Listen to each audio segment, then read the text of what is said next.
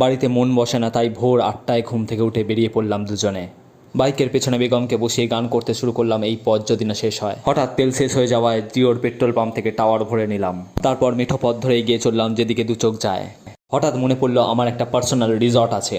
তারপর আমি আমার হায়াবুসা, যাকে গরিবরা স্কুটি বলে, সেটাকে পার করে দিয়ে এগিয়ে চললাম সামনের দিকে।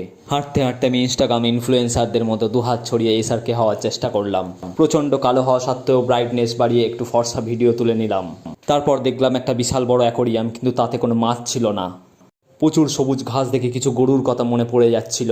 হঠাৎ মনে পড়লো আমরা তো সকাল থেকে কিছুই খাইনি, তাই চলে গেলাম সামনের একটা রেস্টুরেন্টে। কিন্তু সেখানে গিয়ে দেখলাম এখানে ডাক্তারখানার মতো আগে নাম লিখে বসে থাকতে হবে, তারপর তোমার নাম ডাকলে তবেই তুমি চান্স পাবে। সেখানে ঢুকতেই দিল হিমালয়া থেকে আনা জল এবং কিছু পোড়া রুটি, যে পোড়া রুটি মারা করলে মায়েদের আমরা বকাবকি করি, কিন্তু রেস্টুরেন্টে সেটাই আমরা বেশি পয়সা দিয়ে খাই।